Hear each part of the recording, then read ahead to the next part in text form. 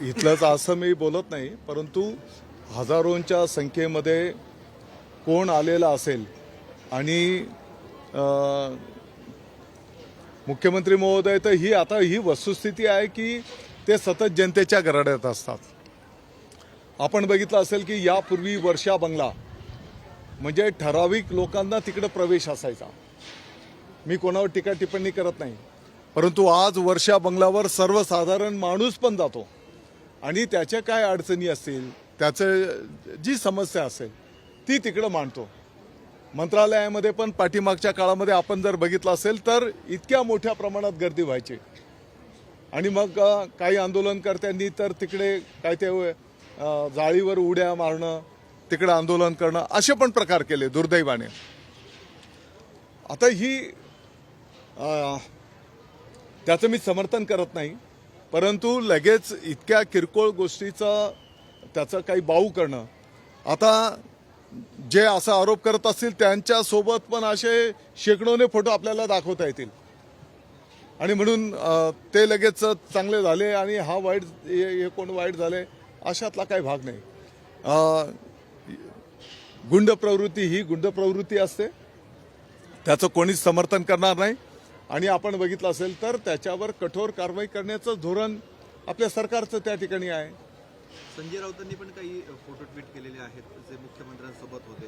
त्यांचं असे म्हणणे गायकवाडांकडे मुख्यमंत्र्यांचे 150 कोटी होते असा आरोप देखील त्यांनी केला. गायकवाडांच्याकडे मुख्यमंत्र्यांचे 150 कोटी रुपये आहेत अशा स्वरूपाचा आरोप देखील त्यांनी केला. गायकवाड राऊतांना भेटलेले असतील, मग त्यांच्याकडे हिशोब असेल सगळा. तर राऊतांना कोण सिरियस घेत नाही, त्याच्यामुळे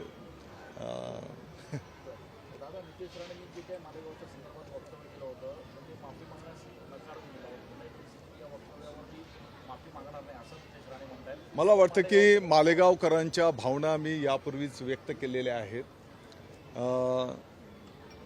म्हणजे काही आता प्रत्येक समाजामध्ये काही वाईट प्रवृत्ती असतात, पण त्या प्रवृत्तीच्या नावाने आपण सगळ्यांना जर एका याच्यात जर त्याचं मोजदाद करायला लागलो तर कुठलंही असू दे तर ती गोष्ट बरोबर नसते.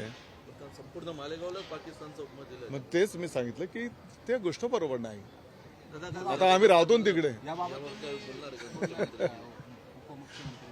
नाही, मला नाही वाटत की इतकं गंभीरपणे काही घेण्याची गरज आहे.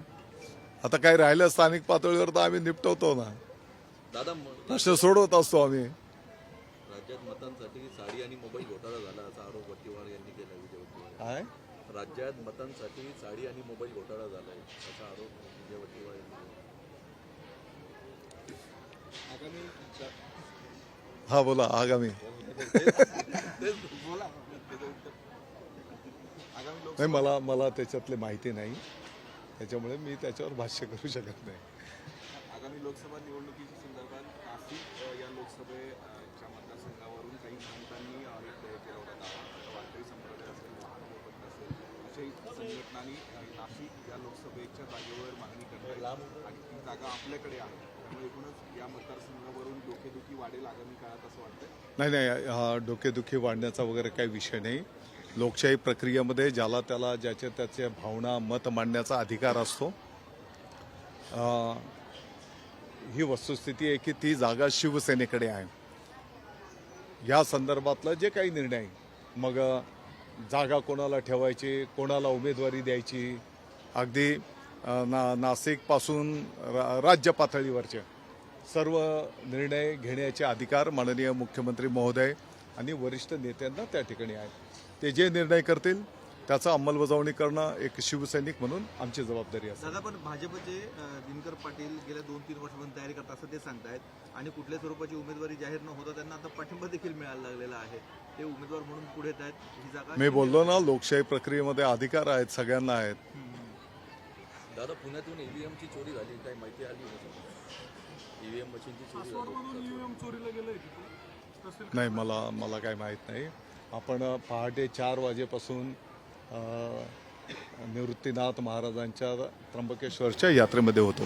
खासदारांचा एक व्हिडिओ व्हायरल होतोय. कथित व्हिडिओ खासदारांचा व्हायरल होतोय. त्याच्या संदर्भात आपल्या गटातल्या काही लोकांनी पोलिसात काल तक्रार देखील दिली. आपल्यापर्यंत तो काही विषय आलाय? नाही, मी काल रात्री उशिरा आलो आणि आपण बघितलं, अरे बाबा समोरच ना. तर या संदर्भातलं मी माहिती घेतो, मग बोलतो आपण.